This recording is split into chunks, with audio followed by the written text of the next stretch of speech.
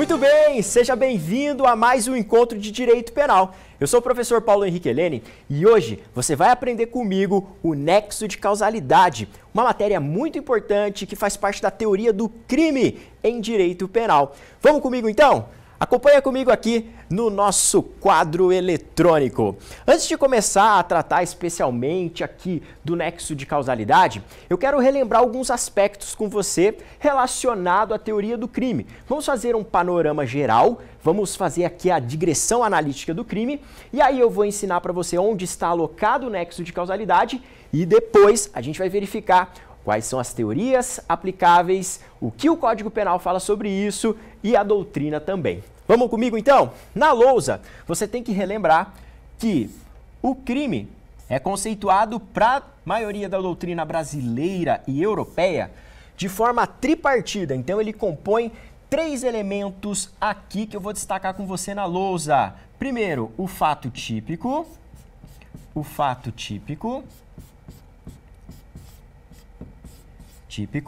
Num segundo degrau, nós encontramos dentro do conceito do crime a ilicitude.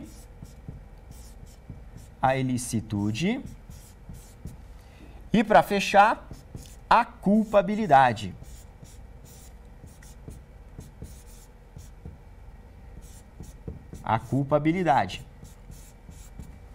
Ok? Bom, a partir dessa estrutura que nós temos aqui, tripartida, então nós vamos verificar quais são os substratos que existem dentro desse conceito científico, doutrinário ou analítico do delito. Dentro do fato típico, você tem que se recordar comigo que existem 4 partículas que nós estudamos: a conduta, o resultado, o nexo de causalidade e a tipicidade.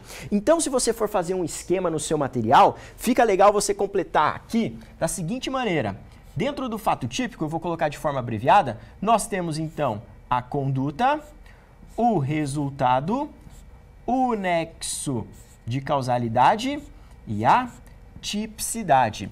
Esses são os elementos, então, que integram o tipo penal objetivo. Então, conduta, que a gente estuda, que pode ser tanto uma ação quanto uma omissão.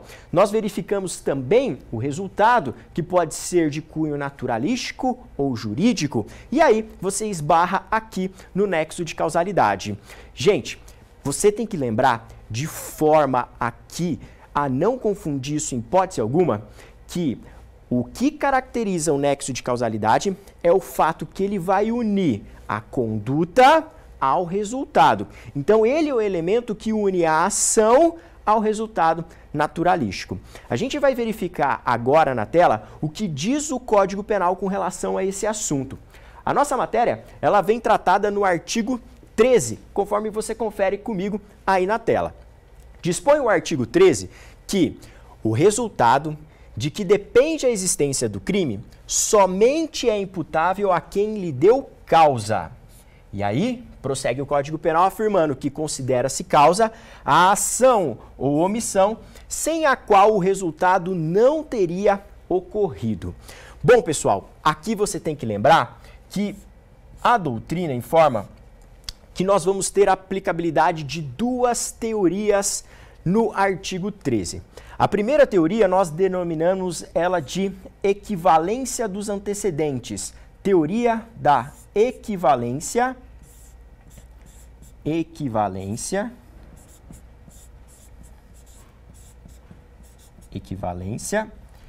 dos antecedentes.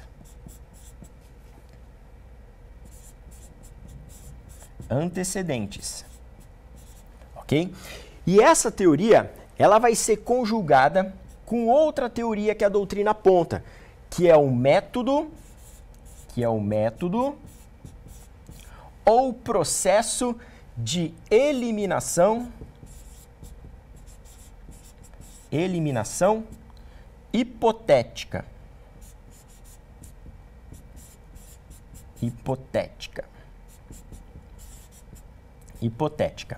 Beleza? Bom, com relação à teoria da equivalência dos antecedentes, na doutrina ela também é conhecida como teoria da equivalência das condições ou conditio sine qua non, como já já eu vou mostrar na tela para você um pedacinho, um trechinho da doutrina, ok? E, de outro lado, nós vamos conjugar essa teoria da equivalência dos antecedentes com um método ou processo de eliminação hipotética, que foi criado pelo professor sueco denominado Thiem. Bom, antes da gente olhar na doutrina o que quer dizer essas teorias, o que na verdade aqui a gente tem no plano teórico, eu quero trazer para você um exemplo bem didático para você compreender a essência de uma teoria e por que ela tem que ser estudada de forma associada com a outra teoria. Então vamos lá comigo, que eu vou colocar para vocês aqui, e é muito importante você copiar no seu material, essa historinha da forma que eu narrar para você. Vamos pensar uma situação da seguinte forma. Imagina que um sujeito vai lá e compra uma arma para matar o desafeto dele. Ao adquirir essa arma, ele então vai até um bar, uma bodega, certo? Passa lá, pede um cafezinho e toma um cafezinho. Depois disso, o que ele faz? Ele vai até a residência do desafeto dele e logo na sequência ele pula o muro, verifica que o desafeto dele está dormindo ali na sala e aí ele pega o revólver e efetua os disparos de arma de fogo. Entendeu? Então essa é a situação narrada. Pensa, é um exemplo aí corriqueiro da prática, né? O sujeito foi lá, comprou um revólver, aí ele passou no boteco, tomou um cafezinho e aí foi até a residência do desafeto e foi lá e matou o desafeto. Nesse caso aqui, nós temos um crime praticado? Temos. Mas agora vamos analisar de forma técnica o contexto desse homicídio. Para a gente afirmar tecnicamente que existe um homicídio, nós devemos ali demonstrar que existe conduta, resultado, nexo causal e tipicidade. Dentro dos elementos que a gente já analisou aqui, que eu trouxe um panorama no início do encontro, é possível afirmar que existe conduta nesse exemplo que eu narrei? Claro que é possível. É perfeitamente possível aqui a gente afirmar que houve uma ação, efetuar disparos de arma de fogo. E também, nesse caso, é perfeitamente possível eu afirmar que existe um resultado, seja ele jurídico, porque houve uma lesão ao bem jurídico vida, seja esse resultado um resultado naturalístico, porque houve a efetiva modificação do mundo externo. Agora, como é que eu faço para afirmar que existe aqui elo de causalidade, relação de causalidade entre essa ação e esse resultado? Aí vem as duas teorias que eu acabei de apresentar para vocês, que estão expressas no artigo 13 do Código Penal.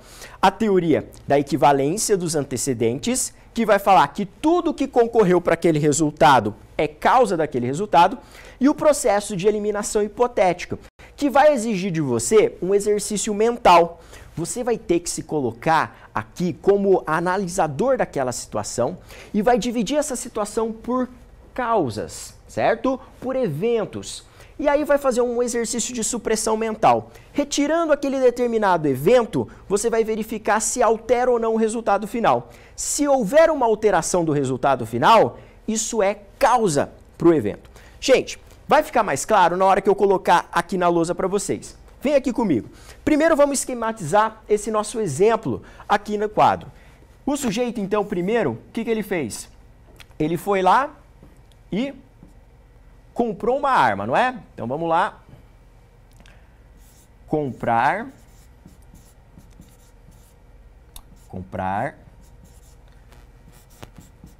a arma. Beleza. Esse foi o primeiro evento. Depois que ele comprou a arma, para onde que ele foi? Ele foi lá e passou no bar e tomou um cafezinho. Logo na sequência, ele foi até a residência da vítima. Residência da vítima. E para fechar, o que ele fez? Ele efetuou os disparos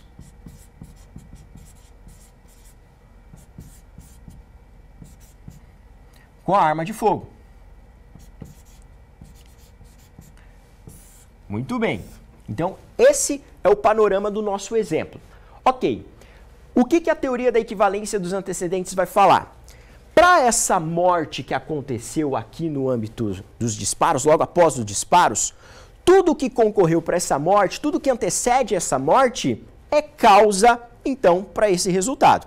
Isso é o que fala a teoria da equivalência das condições ou equivalência dos antecedentes. Então, tudo que antecede o resultado é causa para aquele resultado.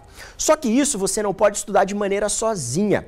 Isso aí deve ser conjugado com o método ou processo de eliminação hipotética. Como é que funciona esse método? Eu já rascunhei para você a ideia, mais ou menos. Aqui é um exercício mental. Você vai suprimir o evento e vai verificar se desaparece o resultado ou se esse resultado se altera. Se ele desaparecer ou se esse resultado se alterar, isso é causa, então, para o resultado. Então é possível aqui a gente traçar um elo, então, de causa e efeito, o que a gente chama tecnicamente de nexo físico, ok? Ou nexo naturalístico. Vamos verificar então comigo no quadro o que é realmente causa para esse evento morte a partir do exemplo que eu listei. Verifica aqui comigo.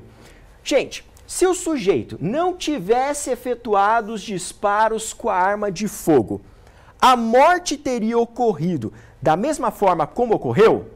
Gente, aqui a morte não teria ocorrido. Então houve uma alteração do resultado. Concorda comigo? Beleza, ele não teria se acontecido se o sujeito não tivesse efetuado os disparos de arma de fogo. Então, nesse sentido, nós afirmamos que efetuar disparos com arma de fogo é causa para o resultado morte. Aqui é muito fácil. Beleza. Agora, a equivalência dos antecedentes vai trazer para nós o evento residência da vítima. O sujeito ingressar na residência da vítima. Para pensar aqui comigo.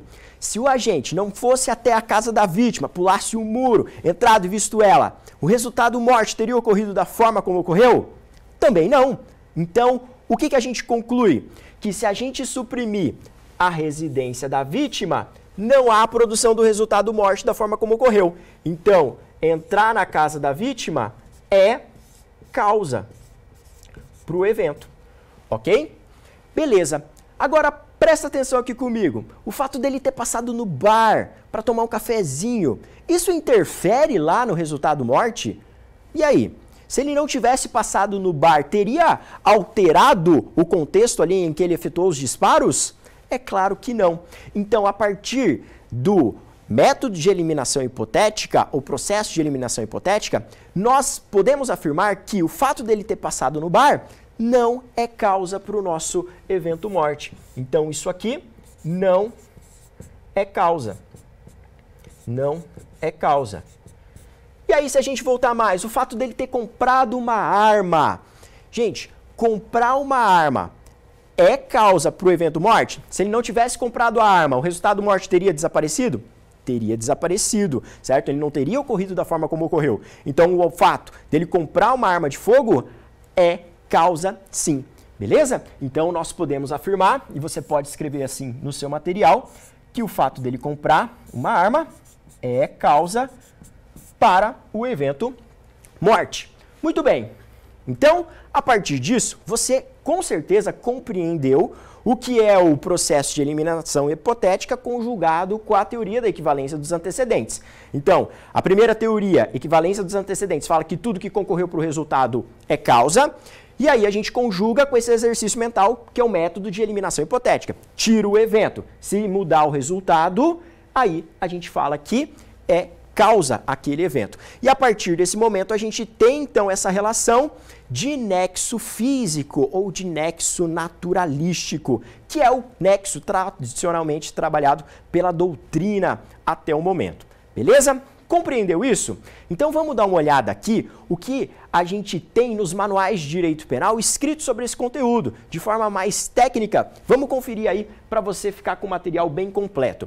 Então, olha só, sintetizando a nossa ideia, nós temos que a teoria da equivalência dos antecedentes, também conhecida como teoria da conditio sine qua non, e aqui fica uma dica bem bacana para vocês, especialmente para você que é estudante do direito, que toda vez que aparece em latim esse T e O, você vai pronunciar com som de C, tá? Não fale por aí, por favor, com dicho, entendeu? Ou muchacho, entendeu? Tem muita gente que fala isso aí lá na parte de direito processual, se referindo a mutatio libelli, né? Emendatio libelli. Então, todas as vezes que aparecer em latim esse T e O, esse tio, então você vai se pronunciar com som de C. Então, aqui é conditio sine qua non. Ok, essa teoria ela foi idealizada lá em 1858 por Julius Glaser e aplicada no direito penal lá no Supremo Tribunal do Reich, lá no final do século XIX, ok? Gente, essa teoria ela sustenta que é causa de um resultado todas as condições que colaboram para a sua produção, independentemente de sua maior ou menor proximidade ou grau de importância. Beleza? Visto que toda condição do resultado é igualmente causa dele, fala-se em equivalência das condições. É exatamente o que eu agora há pouco expliquei para vocês de forma mais simplificada. A questão de eu colocar esses slides aqui para você é porque pode aparecer numa prova, eventualmente da OAB, de concurso público, escrito dessa maneira, ok? E se isso aparecer na prova, vai estar correto. Compreendeu até aqui? Vamos continuar então, resumindo aqui e fixando a nossa matéria. Olha lá, agora com relação ao método de eliminação hipotética, nós temos o seguinte: a questão de saber quando uma conduta funciona como causa do resultado se resolve com o chamado método de eliminação hipotética, que foi proposto em 1894 pelo professor sueco Thien. Segundo esse método, a gente considera que uma conduta causou o resultado quando suprimida mentalmente. Então, imaginando que ela não ocorreu no momento em que ocorreu e da forma como ocorreu, a gente teria então o desaparecimento do resultado. É exatamente o que eu contei para vocês agora há pouco a partir daquele exemplo didático. Compreendido? Fácil? Beleza. Agora, para a gente caminhar para a reta final da nossa aula, falta eu destacar para você um detalhe com relação a esse conteúdo que é o nexo de causalidade. Olha só aqui comigo. A partir da leitura aqui desse nosso evento, nós vamos ter o quê?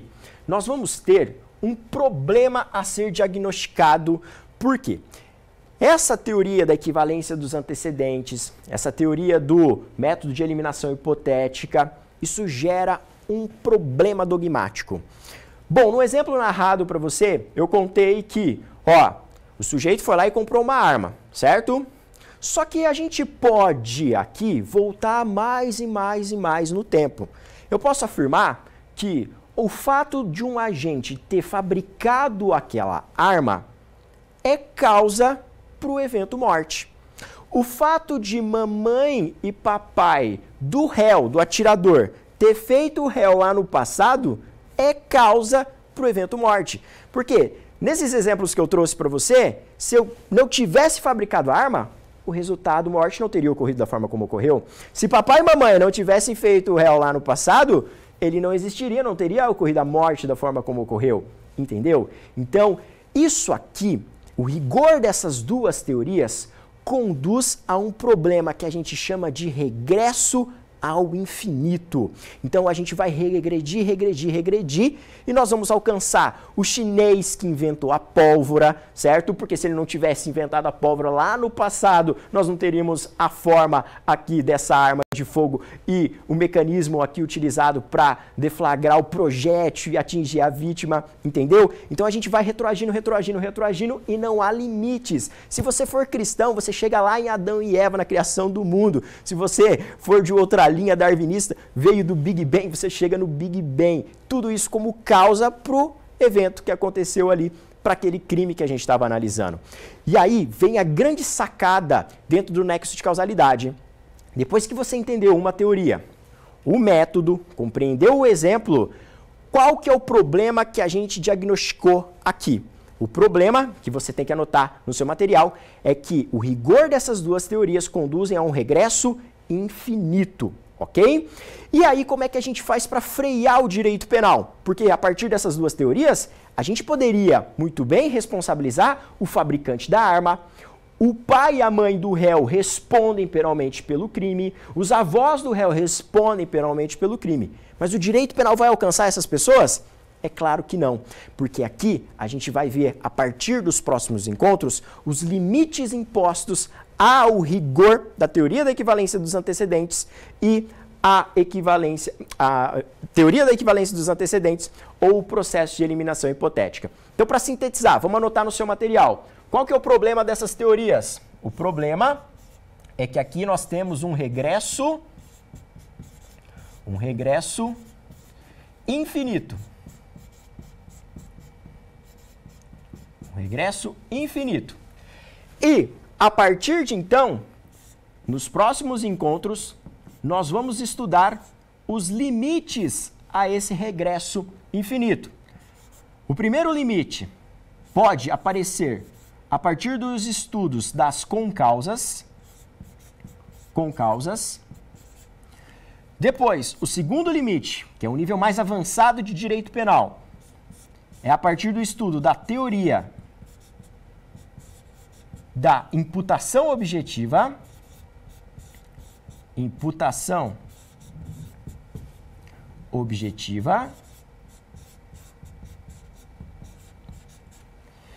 E o último limite que a gente estuda na sequência é a análise do dolo e da culpa. Podemos chamar de imputação